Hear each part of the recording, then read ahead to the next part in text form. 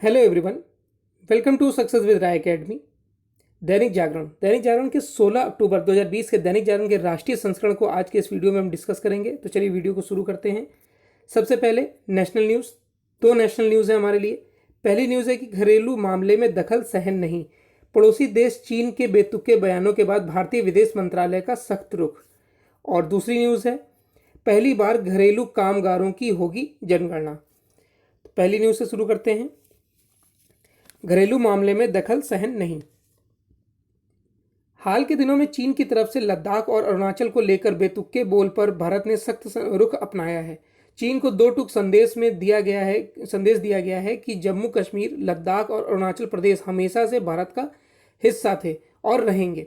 विदेश मंत्रालय के प्रवक्ता अनुराग श्रीवास्तव ने गुरुवार को कहा कि चीन को भारत के आंतरिक मामलों में बोलने का कोई अधिकार नहीं है। अपनी क्षेत्रीय संप्रभुता पर भारत का यह रुख हमेशा से रहा है, लेकिन सीमा पर मौजूदा तनाव और चीन से चल रही वार्ता के बीच विदेश मंत्रालय का यह बयान खास अहमियत रखता है। इस रुख के साथ भारत ने यह संदेश भी दिया है कि चीन किसी की घुड़की को तवज्जो नहीं देगा। पिछले दिनों चीन के राष्ट्रपति शी जिनपिंग ने अपने सैनिकों को युद्ध के लिए तैयार रहने का संदेश देकर भारत को घुड़की देने की कोशिश की थी। इसके अलावा भी पिछले कुछ दिनों में चीन कई बेतुके बयान दे चुका है। नेक्स्ट है, पहली बार घरेलू कामगारों की होगी गणना। देश में पहली बार घरेलू कामगारों की मिनी गणना शुरू होने जा रही है। सरकार घरेलू कामगारों का डाटा बनाना चाहती है ताकि आने वाले समय में उन्हें भी सामाजिक सुरक्षा और के साथ न्यूनतम वेतन दिलाया जा सके। घरेलू कामगारों के साथ पेशेवरों एवं प्रवासी श्रमिकों का भी सर्वे किया जाएगा। श्रम मंत्रालय के श्रम ब्यूरो को इस काम की जिम्मेदारी दी गई है। ब्यूरो ने श्रम सर्वे के मामले में अंतर्राष्ट्रीय ख्याति प्राप्त दो अर्थशास्त्रियों SP मुखर्जी और अमिताभ कुंडू की एक कमेटी बनाई है जो सर्वे का प्रारूप तय करेगी। श्रम मंत्रालय के उच्च पदस्थ सूत्रों के मुताबिक अगले साल जनवरी से घरेलू कामगारों की मिनी गणना का काम हर हाल में शुरू हो जाएगा। मंत्रालय के एक वरिष्ठ अधिकारी ने बताया कि अभी तक घरेलू कामगारों का कोई डाटा नहीं है। अब नेक्स्ट पेज पर आते हैं। नेक्स्ट पेज है इंटरनेशनल पेज। इंटरनेशनल पेज में एक न्यूज़ है, थाईलैंड में राजतंत्र के खिलाफ आंदोलन उग्र, इमरजेंसी घोषित। थाईलैंड में राजतंत्र और सरकार के खिलाफ आंदोलन उग्र होने पर बैंकॉक में इमरजेंसी का ऐलान किया गया है। प्रदर्शनों पर प्रतिबंध भी लगा दिया गया है, जबकि आंदोलन में शामिल कई नेताओं को गिरफ्तार कर लिया गया है। इस दक्षिण पूर्व एशियाई देश में प्रधानमंत्री प्रयुक्त चान ओचा के इस्तीफे के साथ ही संविधान और राजतंत्र में सुधारों की मांगों को लेकर बड़े पैमाने पर विरोध प्रदर्शन देखने को मिला है। बैंकॉक में प्रधानमंत्री के दफ्तर से बाहर बुधवार को बड़ी संख्या में प्रदर्शनकारी जमा हुए थे। यहां से इनको हटाने के लिए दंगा रोधी पुलिस भी लगाई गई। नेक्स्ट पेज पर आते हैं। नेक्स्ट पेज है हमारा बिजनेस पेज। बिजनेस पेज में तीन न्यूज़ हैं।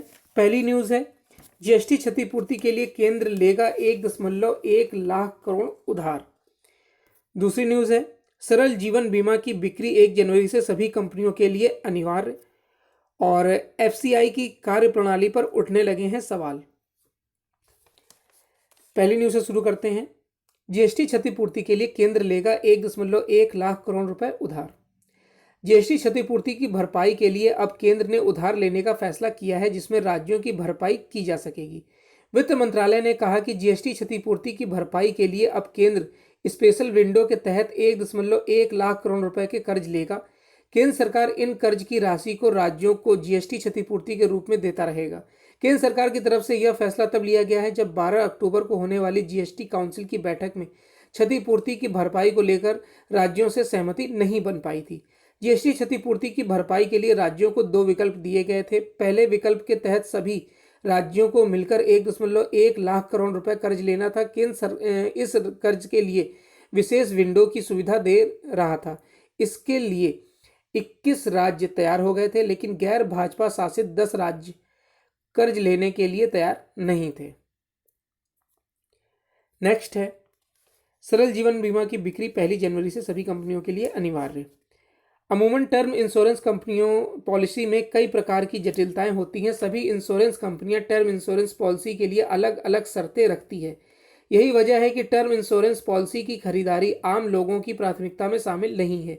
इन समस्याओं को दूर करने के लिए भारतीय बीमा विनियामक एवं विकास प्राधिकरण एडा ने सरल जीवन बीमा नामक टर्म पॉलिसी के लिए दिशा निर्देश जारी किए हैं। सभी इंश्योरेंस कंपनी को आगामी 1 जनवरी से इस पॉलिसी को बेचना अनिवार्य होगा। सरल जीवन बीमा पॉलिसी के सभी नियम व शर्तें सभी कंपनियों के लिए एक समान होंगे।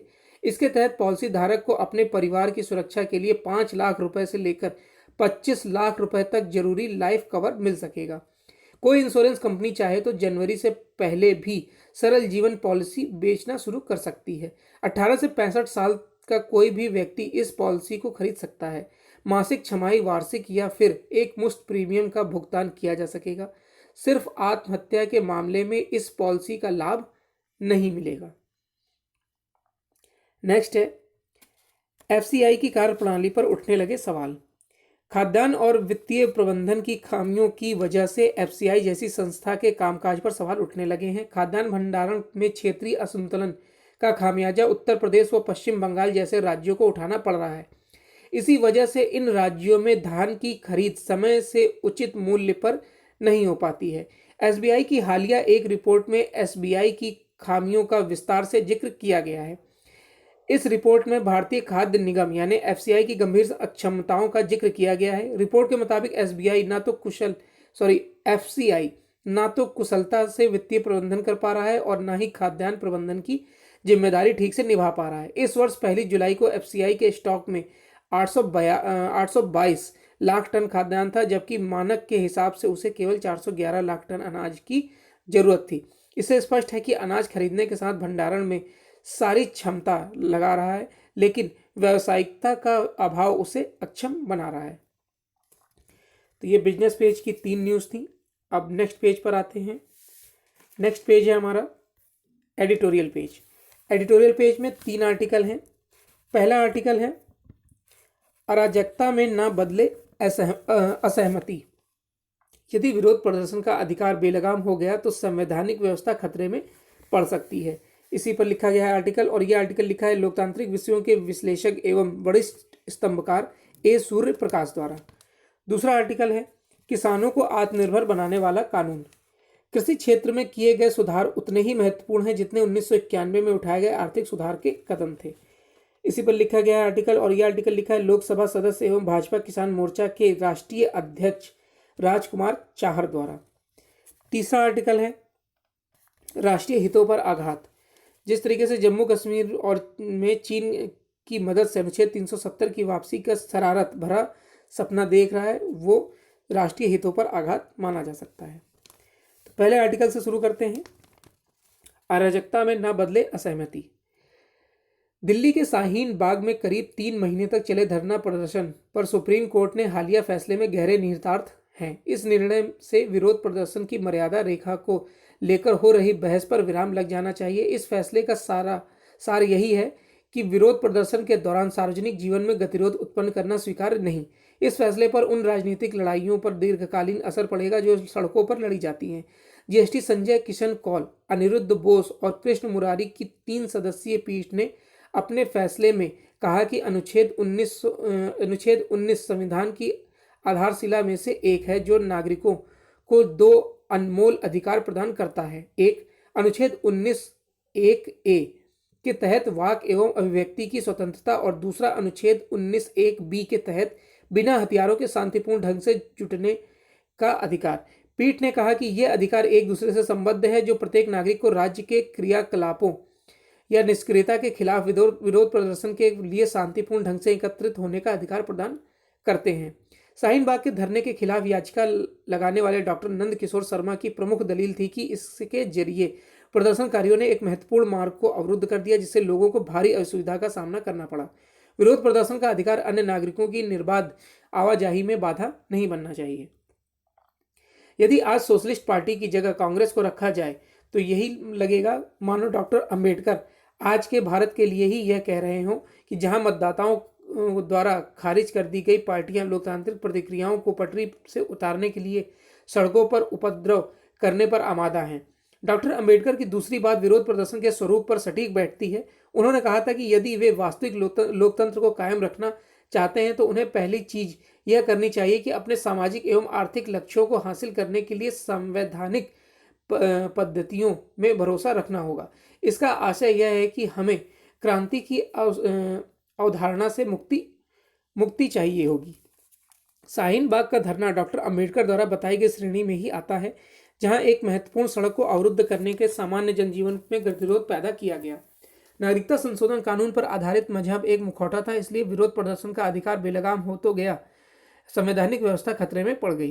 कई महीनों तक अराजकता की आंच पर ऐसी खिचड़ी पकने के बजाय यह कहीं बेहतर होता है कि प्रदर्शनकारी संसद द्वारा पारित कानून के खिलाफ सुप्रीम कोर्ट का रुख करते। यही उचित संवैधानिक प्रक्रिया होती। उम्मीद है कि शीर्ष अदालत का निर्णय शाहीन बाग जैसे प्रदर्शनों पर विराम लगाकर असहमति व्यक्त करने के मामले में उचित प्रक्रियाओं की पुनर्स्थापना का पड़ाव बनेगा। नेक्स्ट आर्टिकल है किसानों को आत्मनिर्भर बनाने वाला कानून। 3 नए कृषि कानूनों ने हमारे अन्नदाता किसानों को अनेक बंधनों से मुक्ति दिलाई है। अब 21वीं सदी में भारत का किसान बंधनों से नहीं खुलकर खेती करेगा। जहां मन आएगा उसकी उपज वहां बचेगी। किसी बचौलिए का मोहताज नहीं रहेगा, उसकी उपज और अपनी आय भी बढ़ाएगा। हालांकि दुख की बात यह है कि विपक्षी राजनीतिक दल तीनों नए कृषि कानूनों के प्रति किसानों को भ्रमित करने की कोशिश कर रहे हैं। वे उनसे झूठ बोल रहे हैं। वे विरोध की आड़ में बिचौलिए का साथ दे रहे हैं। जिन यंत्रों से हम किसान अपना खेत जोतते हैं, कांग्रेस इंडिया गेट पर उन्हें जलाने का काम कर रही है। दरअसल 1991 के आर्थिक सुधारों के बाद भी कयास लगाए जा रहे हैं कि इस सेवा क्षेत्र में भारी नुकसान होगा, लेकिन आज हम 30 वर्षों के बाद देख रहे हैं कि सेवा क्षेत्र में जबरदस्त बढ़ोतरी हुई है।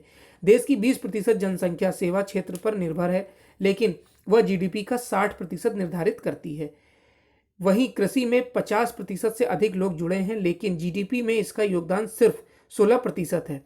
जिस प्रकार सेवा क्षेत्र में 1991 में सुधार हुए, वैसे ही 2020 में 3 नए कृषि कानूनों का निर्माण कृषि क्षेत्र में एक क्रांतिकारी कदम है। हमें इस बात की बेहद खुशी है कि हर क्षेत्र में किसानों के लिए तरक्की के रास्ते खुलेंगे। नए कानूनों के बाद बिचौलियों की भूमिका खत्म हो जाएगी। उन्हें अपनी उपज का सही दाम मिल सकेगा, चाहे वह आलू हो या गेहूं अथवा सरसों जैसी उपज। जहां तक कृषि उपज व्यापार और वाणिज्य अधिनियम 2020 का सवाल है, तो यह राज्य सरकार की ओर से संचालित मंडियों के बाहर मंडियों के निर्माण के बारे में है।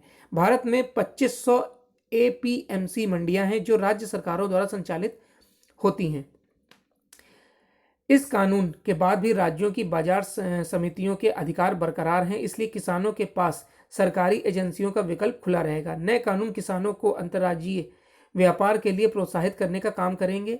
इससे किसान अपने उत्पादों को दूसरे राज्य में स्वतंत्र रूप से बेच सकेंगे। वर्तमान में राज्य सरकारों द्वारा संचालित मंडियों की ओर से विभिन्न वस्तुओं पर 1% से लेकर 10% तक बाजार शुल्क लगाया जाता है, लेकिन अब ऐसे बाजारों से बाहर व्यापार पर कोई राज्य व केंद्रीय कर नहीं लगाया जाएगा। इसके लिए किसी दस्तावेज की जरूरत नहीं पड़ेगी।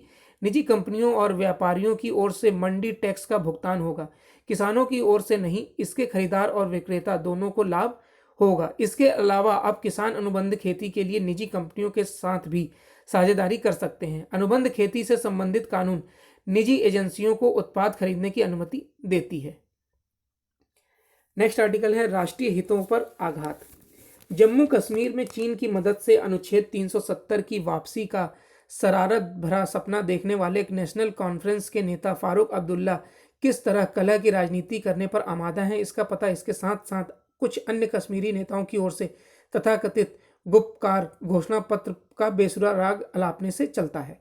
नेशनल कांग्रेस और पीडीपी के अलावा 3 अन्य राजनीतिक दलों के हस्ताक्षर वाले इस घोषणा पत्र का उद्देश्य राज्य में 5 अगस्त 2019 से पहले वाली स्थिति बहाल करना है। इसका मतलब है कि यह दल कश्मीर के कमजोर और पिछड़े तबकों को उनके अधिकारों से वंचित करने वाले 35A के सभी समर्थक हैं और संसद से पारित कानूनों को राज्य में प्रभावी न होने देने वाले 370 के भी। आखिर भेदभाव को खुला संरक्षण देने वाले इन अनुच्छेद की वापसी की मांग करने वाले कश्मीरियत, इंसानियत और जमहूरियत की बात किस मुंह से कर सकते हैं? उनकी ओर से कुछ भी कहा जाए, यह सच यही है कि वे गुप्तकार घोषणा पत्र के बहाने चीन और पाकिस्तान के खतरनाक इरादे को बल ही प्रदान करते हैं। इससे खास बात यह और कोई नहीं हो सकती, इससे खराब बात और कोई नहीं हो सकती कि जो चीन लद्दाख और अरुणाचल प्रदेश को भारत का हिस्सा मानने से इनकार कर रहा है उसे फारूक अब्दुल्ला कश्मीरियों के मददगार के रूप में देख रहे हैं।